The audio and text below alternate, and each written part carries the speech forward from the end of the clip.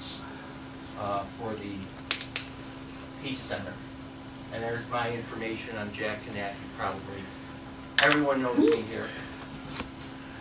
We're going to talk all about climate change today, and this has been recent in the news here. The doomsday clock has been advanced 2 minutes to 11:57 p.m., partly due to greenhouse gas emissions, which are profoundly transforming the Earth's climate, harming millions of people with sea level rise, diminished food supply, and even more drought, wildfires, and killer storms than we have today.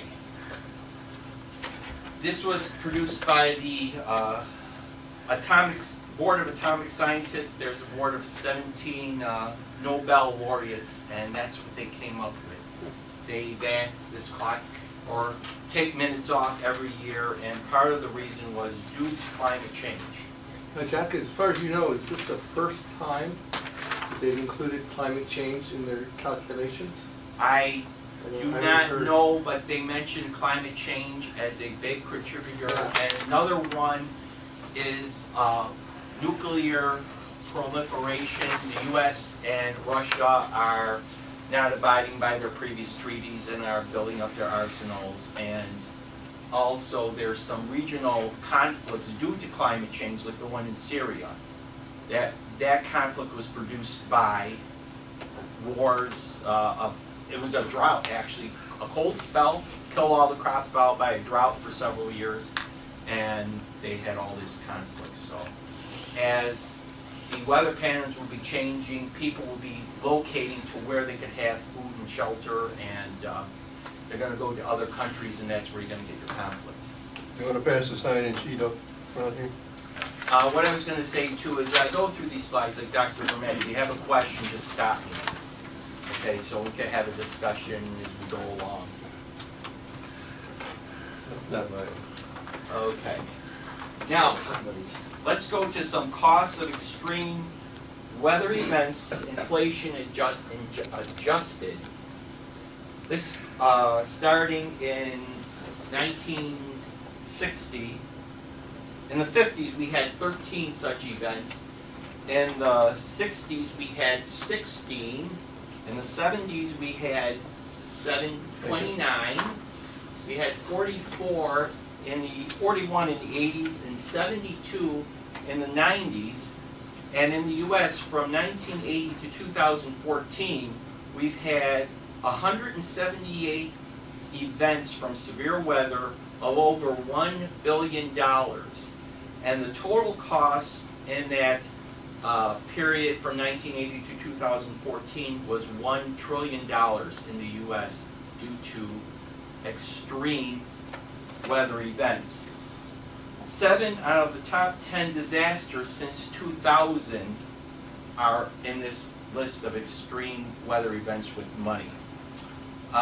For the Northeast, we've had a 74% increase in the amount of heavy rain events, and heavy rain events are 2 inches or more of rain in a 48-hour period. So that's increased here by 74%. And what's been happening is that we've been going from extreme heavy rain events to a drought, to a heavy rain event. So the rain hasn't been spread out like it should be. It's been either a boom or a bust. They say that because of the sea level rise, there's a double the amount of the probability of having a Hurricane Sandy-like event when compared to 1950. And also, what I was going to say, instead of getting one extreme weather event every 10 years, we've been getting one extreme weather event every 2 to 3 years. However, it's kind of been a different event every year. So one year it's been an extreme drought, next year extreme rainfall, maybe one year extreme cold, next year extreme warmth. So we've been having an increased frequency of that happening. All right, you just flip to the next one. This is a chart showing temperature in degrees Celsius. The middle one, the green line, is parts per million of carbon dioxide concentration. And the last one here is dust concentration. And what seems to happen is every time that you get a trigger, and a lot of times you get dust like a meteorite impact, a volcano that's pyroclastic, it produces a lot of dust in the atmosphere, which temporarily cools us. However, the carbon dioxide lasts in the atmosphere, which warms us up. And it's some sort of trigger that gets, let's look, like, you get the dust going, and then all of a sudden you get carbon dioxide, and notice the relationship between that and temperatures. And what I want to bring out with the carbon dioxide, going back, about 450,000 years, this data was the result of the Volsock ice core data. They actually took the ice core data and they looked at it. And what we find out here is that the concentration of carbon dioxide has never been over 300 parts per million in the entire history, going back about 450,000 years. Okay, I just want you to remember that number, 300. And also, with the temperature, much of the time in the last 450,000 years, the Earth has been a giant snowball. We've been in an ice age. And only when the carbon dioxide increases do we get an increase in temperature, and we get right over here these little blips, like right now we're in a little uptick. And that's what's been going on.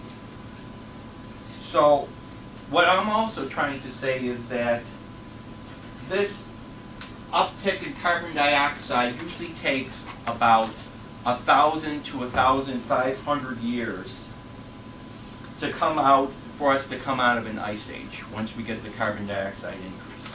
Okay? So what I'm going to do next with this slide is I'm going to see how scientific we are. Notice that our carbon dioxide, our temperatures increase.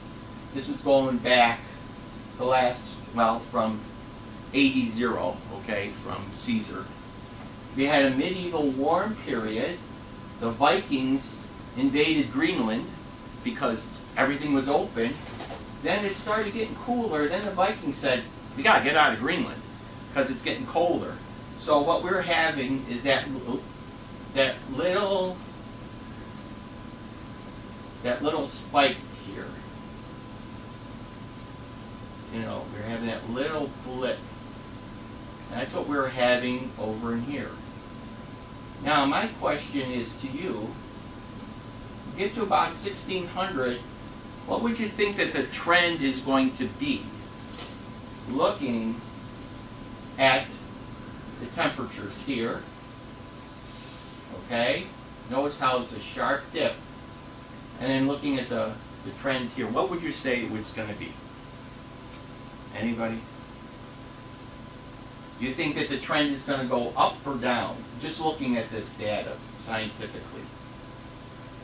You would think that we've had our peak and we're going down, right? Right. Right? Okay? Well, what happened at about 1750? Anyone remember?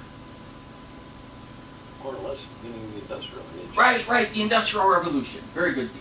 Notice what happened afterwards. This is the same graph. I kind of truncated it. But notice how it went up. That's how the temperatures have gone up with the Ice Age since the Industrial Revolution. You'd think it would be going down. You'd think it would be going this way. And all of a sudden, it's going this way. We've never had that double dip before, you know, in temperatures. They peak and they go down. So, anyhow, the International Panel on Climate Change predicts that by the year 2100, we're going to have a temperature change, at least 6 degrees Celsius change, And that's going to be only in 100 years instead of 1,000 to 1,500 years. 85 years. Well, now 85, right. Yeah. Right, 85 years, which is kind of scary. Okay? Let me talk to you now about, for some of you that don't know about the greenhouse effect, what it is. The sun powers all life on Earth. It powers the climate system. Solar radiation is reflected, comes into the Earth's atmosphere. About half of it's absorbed as a surface and it warms it. Now, every star, every planet, they give off, they give off the radiation, but they give it off in wavelengths we can measure called microns. And what happens is that, depending on how hot the body is, the hotter the body, the smaller the wavelength. And the sun being 9,941 degrees has a wavelength of 0.483 microns. So it comes through the atmosphere. When it hits the Earth's surface, it stops. And that energy warms up the Earth's surface because, it's like a speeding truck. It comes in, it hits, and it slows down. And it warms, and all that energy warms us up. And when it goes back out into space, when it tries to, since the Earth is 59 degrees Fahrenheit on the average, it's 9.66 microns. And these greenhouse gases that we have are about 10 microns. So they're very close, and what they do is, instead of them hitting the ground and going right back up into space, a lot of them are absorbed by these greenhouse gases and re-emitted in all directions before they get back out into space. So they have a longer residence time. So they're instead of going back and up, down and back up, they're going down, and then they're this way and that way and whichever way, and then finally they get out. And that's what's causing our warming.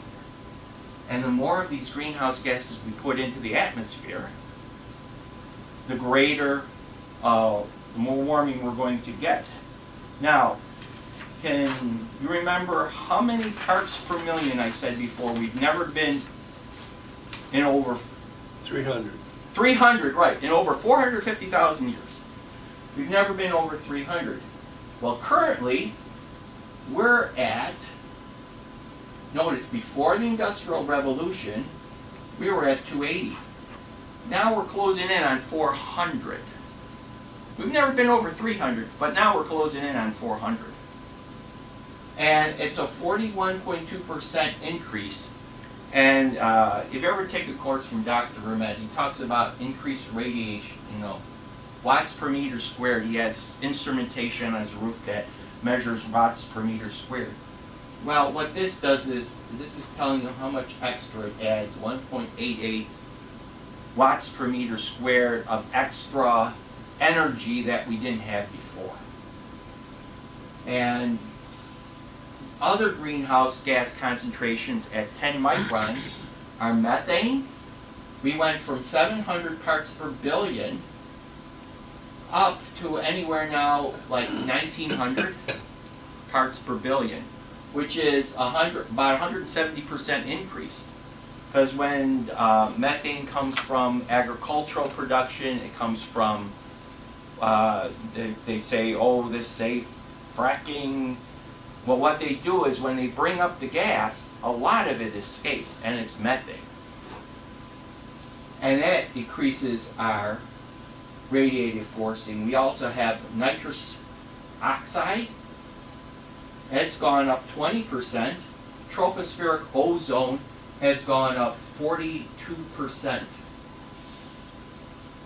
since the Industrial Revolution. Now, the greenhouse warming potential relative to carbon dioxide.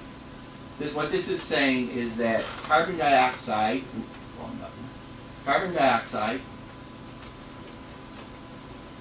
has, over 20 years, has a value of 1, so they're basing everything on carbon dioxide. For 100 years it's 1, for 500 years it's 1. Methane has a lifetime of 12 years, but in the first 20 years it has a 72, this is a conservative number, some say 86, okay? Conservatively, 72 times the global warming potential of carbon dioxide. Nitrous oxide stays in the atmosphere 114 years and has, over the first 20 years, 289 times. And the rest of these are chlorofluorocarbons, and they're in parts per trillion. But some of these, they're in the atmosphere 50,000 years.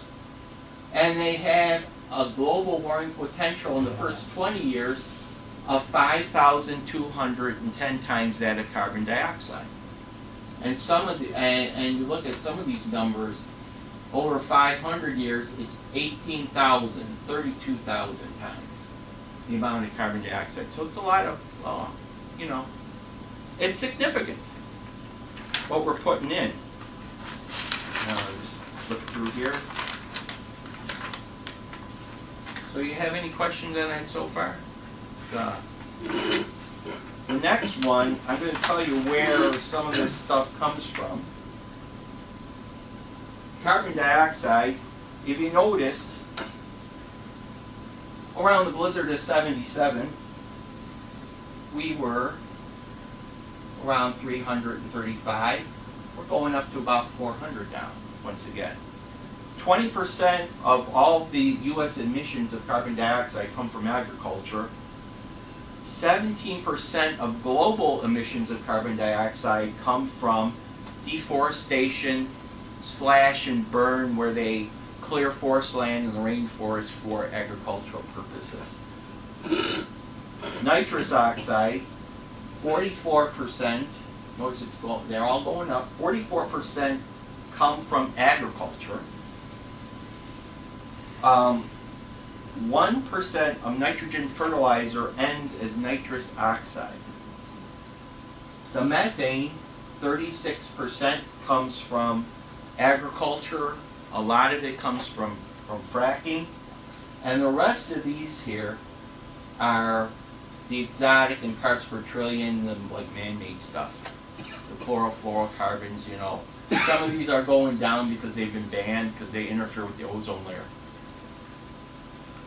So at least something's going the right way. However, what we put in there, some of that stuff is in the atmosphere for, you know, 50,000 years, 10,000 years. So it's still there, not going anywhere. Okay, next slide. We're going to take a look at global mean temperature. And this is in degrees Celsius going back from the late 1800s when record keeping started. And what we're looking at is, we got Ken. How you doing, Ken? Hi, Jack. We've got a period from, the red line is showing the last 150 years. Notice the slope. It's only saying we're warming about 45 hundredths of a degree centigrade over 150 years. The bluish line is showing us a raise over 100 years of 74 hundredths of a degree centigrade. In the last 50 years, the slope of that line being orange is 128 hundredths of a degree centigrade over the last 50 years. And if you take a look at the last 25 years, we're warming at 177 degrees centigrade per decade. This is over the last 25 years. So the rate is increasing. And that's a really important thing. Sea ice is going down. In fact, they think that there's going to be no sea ice. It's all going to be melted. Because the current sea ice is becoming thinner, and it's becoming, the oceans are warming up So that water down below is melting from below and from above. And that's going to be a real problem, because once the sea ice goes, instead of having white to reflect the sunlight, we're going to have open ocean to absorb it. And also what it's going to do is it's going to, there's a lot of frozen methane in the tundra, in the Arctic, and what that's going to do is it's all going to release. And what it's going to release is methane. And the methane, being a greenhouse warming gas, is going to be maybe another trigger to get us even warmer that we didn't know before. So that's going down. Yeah. I'm just wondering, you got a question here. Let's look at changes in temperature, sea level, and northern hemisphere snow cover. Okay? Going from 1850 to the year to present, the temperatures, mean temperatures, been going up about 1.2 degrees centigrade. The sea level has been going up due to melting ice caps and thermal expansion of water. And the northern hemisphere snow cover, like I showed you before, is going down. Except in Buffalo. Well, except in Buffalo, and the reason is because of our jet stream, and Warren gets me going into a good segue here. This is what you hope for every winter. You hope for this. It's a zonal flow. It keeps the warm air over here. So anywhere south of here is, assuming that the flow is right over us. Anywhere south of here, notice how the line goes just through Lake Ontario, you know, to keep us warm.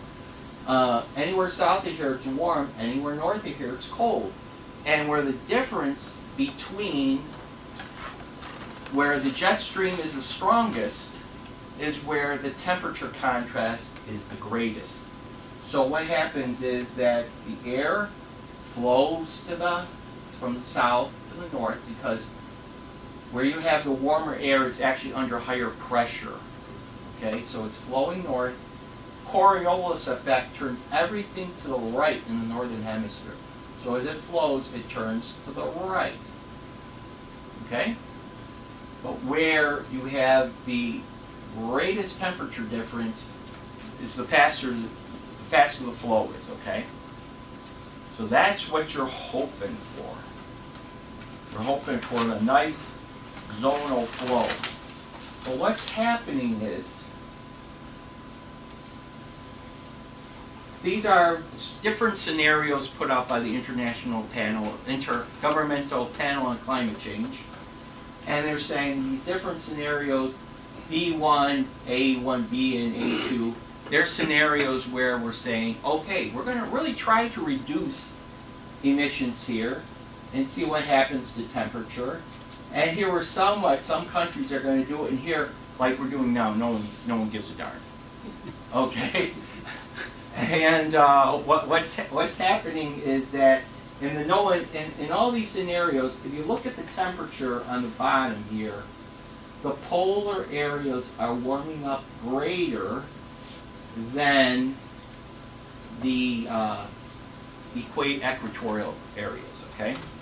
So there's less of a temperature difference between the pole now and the equator than there was before. And what happens is that when there's less of a temperature difference, your jet stream becomes weaker.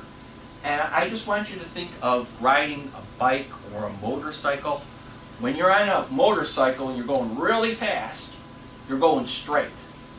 When you see a 5-year-old riding a bike for the first time, they're going like this and all over the place, and they're going to fall right and left, and you know, they're wobbling because they're going slower. So the faster you go, the straighter you're going to go, and that's kind of what the jet stream is. And what's happening is that because of the temperature difference, the jet stream is not flowing as as fast as it is, and it wants to, I call it like a slinky pattern, and we'll show you that one. That's what it was last year, and it's the same darn pattern this year. You have a slinky pattern, and this area up in here has a tendency to sharpen, and this wants to even get greater, and this area down here, because there's not much temperature difference, it wants to stay fixed, and that's what's happening. So when you hear the commentators on the radio, you know, someone that they're not scientifically astute, they will say, well, the scientists say, you know, how can you believe when they say global warming? They say they blame it for us being too hot. They blame us for us being too cold. They blame us for it being too wet. They blame it for us being too dry. What is it? Well, what happens is when you get a pattern like this, like we're in, unfortunately, it doesn't want to move. It stays fixed for weeks or months. And that's what's happening. So the areas like in the Pacific here, like before some of us walked in, Dean was talking about, Alaska was in the 40s today, okay? High pressure there. High pressure, 40s, and it's going over Alaska. It's coming down southeast Alaska through the northwest Canada and dumping on us. And we're going to be cold. So these areas are going to be hot and dry. These areas are going to be snowy and cold. And it's all because of climate change. So the velocity is low over Georgia and North Carolina? So, well, yeah. And it's high over Alaska, the velocity of flow in the jet stream? That's what they're saying. They're saying that this here wants to, the literature I read said this wants to sharpen and actually push further north. But this is kind of lazy down in here and just doesn't want to. Well, is the velocity the same in both places or not? Not really, no. Okay. I was going to show you a current map of that too. Now, if you have a sharp difference in air pressure between the highs and the lows, you would think the border of the jet stream would be flowing faster. Well, the lows, your lows, where you have the difference in temperatures, where you have the air masses. And what I'm saying is that these air masses are sharpening up here. So what I read, which I thought was really interesting, there's 3 wind flow patterns like in the northern hemisphere. You have the northeast trade winds, you have the southwesterlies, which we're in, and you have the polar northeasterlies. What they're thinking is that the trade winds here are going to increase a little north, and the polar jet stream with the northeast polar winds are going to stop. And it's going to be it's going to be like 2 circulation patterns instead of 3. And we're going to be in that, eventually, that 1 circulation pattern with the North Pole. So we're going to have really wicked weather. So what we're getting now is sort of be what's going to be in the future. It could be the norm, yeah. But it's going to warm up there, which means it's going to warm up down here, but you're still going to get things like early, early springs followed by frost. Okay. You know, because this pattern might stay like this and then move a little bit. You know, in which you'll be in the colder air. According to your thing there, it looks like Nevada and all that area, Arizona, is going to have it made. Well, right now, but the problem is they're too dry. Okay. Here's the problem, because I'm going to talk about agriculture later. You have 75% of the aquifer in California is already gone, where they're pumping water for our food supply. They're not getting anything to replenish that. What happens when it's all pumped out? It's going to take 100 to 150 years to fill if they get decent rain every year. So where are we gonna get our food supply from? Because the food supply comes from here in the winter. Where are we gonna get it from if their aquifers are dry and there's no more water? And that's part of the problem. I don't know if I answered your question. Could they desalinate the Pacific Ocean, pump it in? It's very expensive. Expensive. Desalination But is if you're out of horribly expensive. aquifer water, what else, what other thing are you gonna do? They've got to get a new method that's not as expensive. Well, as long as they don't drain the Great Lakes. I wouldn't want to see that happen. We want our politicians Well, luckily we're with Canada. Yeah. Because That's if what we they- weren't with Canadian- Canada, Canadian- Yeah, Canadian government has already told them that they want to see a shooting war. Go ahead, drain the water. Right, yeah. exactly right. We're lucky we're Canada. You know, if Canada ever became part of us. God bless Canada. What can Yes. Thank you, Absolutely. I was just going to Dr. say that, Steve. Thank you for that one. He said that for you. I'm actually here just to make sure they don't drain the I'm working for the Canadian government. Cease us undercover. That's right. That's right. All right. Darn, we blew your... Sorry, Steve, we blew your cover. Jack, we have one more question. Yeah. When you show the previous slide, Yeah. where the jet stream goes down, Yeah. it will not go more towards the extreme southern states because the trade winds from the Gulf come up and Well, it could go down. It'll still sink. Let me. so people in I Carolinas brought and Georgia. this. I think it'd be great if it went down to Florida, you know. This is what's happening. This is the current one that I pulled up, valid right now. 00Z on Wednesday. And you can show Florida there. You can see See, Florida. see, here's a jet. We got Florida. Yeah. Here's a jet. See, it's dipping down right where Myrie drives, Yeah. New Orleans. New Orleans, and it's coming up. So, but you could see it's going way up. It's coming right from northern Alaska, right down on us, and then coming back up. So right here where the jet stream is the strongest is where your temperature difference is.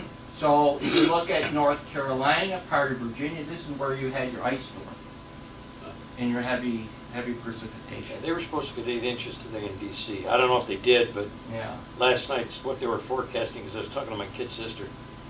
They're right in the bullseye. But see, this is Better them than us. but it's this dip here, and These East Coast storms then are following the jet stream track north, is that right? well, that's what they do. They follow the jet stream. I think that's your answer to your question. Yeah. The storms follow the jet stream. So, you know, anything that comes by is dipping down and it's riding this right up the coast one after another like an airplane on a runway. So what's the generator for our weekly East Coast snowstorm? I mean, you know, that's happened for the past month, right? Well, So- it's just this persistent jet stream. Yeah, but what's when the you're at the generator? bottom, storms usually form at the bottom of troughs, I believe it's and then they work up the eastern arm, no matter where that where is. they start. Yeah, so they And- start at the bottom Yeah, of the trough. And it here. has to do with change in wind speeds Right. and the mixing that goes on, and then they kind of form. They always form over Texas, Arkansas when you get this kind of pattern, Mhm. and they'll work their way up through the southeast states and build, and then we can get them running up the east coast when you get that kind of pattern. Yeah. If that was moved farther to the west, then Buffalo might be in trap Right. for some storms. Right. Just right now, it just happens to be we're in the middle of the trough, and we're not getting a whole bunch compared See, to we're say, Boston. on the edge. Yeah. So as the jet stream goes north, it oscillates enough so that the western part can get what the eastern part is also getting. In other words, Okay. it doesn't go up on a main path. It changes it. Oh, it changes, yeah. It goes all over the place, but this is the current pattern. Let's look at 10 days out, just to see what it is. That's what it looks like in 10 days. The same thing. Generally, not as deep, It's but not Yeah, as it's not deep, as- so it's not as it's deep. still there. it's still very active in the southeast, though. I mean, there's no reason why at some point in time we cannot get locked into a ridge situation, and then we're going to be complaining about really warm temperatures and so on. It's Hopefully just not in July. these last 2 years, we've been locked into this trough here, and the Right. west has been locked in a ridging kind of formation. But again, in another year or so, it theoretically could reverse, and we could be under the ridge and enjoying a nicer winter and a very hot summer, Yeah. and so on. Yeah. What is the temperature projection for us in 10 days? Surface, It's 1,000 millibar maybe on this one? yeah, yep. That's the closest. So we are in, well, right now, that's what we are, we're in the blues, so we're minus 60 Celsius, you know, which is, you know, what we are. And same. it's showing in 10 days, We're still in. we're Still there. We're still, well, we're a little bit colder in 10 days. I don't think anyone's talking about any kind of warmth for a while, so it's a couple weeks at least. I just wanted to show you, February may go through the month without ever reaching yeah. just It 32. could be ours, could be one of our coldest I- months. Yeah. Definitely. I just wanted to share this with the people that were here. Oh, I love this, yeah. Yeah. Kind of like Rick Mercer anyway. Yeah. A little break here. And this is Celsius too. I can't go out there. I'm not going. Let's just call that weird kid. I called him. The kid says he's had it. The whole 5-day forecast is freezing. What about day 6? Freezing. What about day 7? Rob, what is it? +1. +1. Wait so long for something like this. At Environment Canada, you'll frequently see a +1 somewhere near the end of our 7-day forecast. We put that there to keep you from going to dark places mentally and possibly destroying property. What are you gonna do when it's +1? I might get the ice pick and chisel open the back gate. Maybe I'll buy toothpaste and soap. Personal hygiene, I forgot about that. We don't know if it'll really be +1. 7-day forecasting is kind of a sham anyway. Anything past day 5 is just throwing darts. So might as well give you all a reason to hang on. Well, Thursday's not +1 anymore. It's -15. Friday. +1. Suckers, eh? Back to the car! Environment Canada, cloudy with a chance of making stuff up. This track even has a laugh track on it, doesn't it? And that was from Rick Mercer. That's Rick Mercer. Oh, He's good. he's hilarious. Tuesday night CBC at Tuesday night at 8 o'clock. Yeah, he's funny. He's good. He's Half-hour show and it's well worth watching.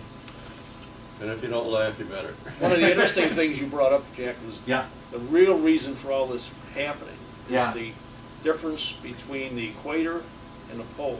Right. In terms of the temperature getting closer Right. and having the effect that it's doing. Right. That's what it is. You got it. Now, the odd thing I saw was usually you expect a negative NAO in this kind of pattern. Yeah. And we're nowhere near negative NAOs. Right. We've had Exactly. persistent positive NAOs. Right. And that's a little bewildering why this pattern has stuck like this when we Right. don't have that NAO. Right. Is it because the jet stream is cut off or something? Like I don't know. I mean, It's- what usually causes this blocking like this is you get the negative NAO and it brings down the colder air. And the positive NAO gives you more of that zonal pattern that Jack showed earlier. Right. And we've been into a positive NAO for a long time now, Right. and we just can't seem to break that trough. And so that's kind of a little bewildering, because most of the time we're predicting for Buffalo's weather, you see negative NAO for the winter, and you say cold winter. Now someone's going to look at the data and say positive NAO and cold winter, and it just doesn't make colder. But that's the answer.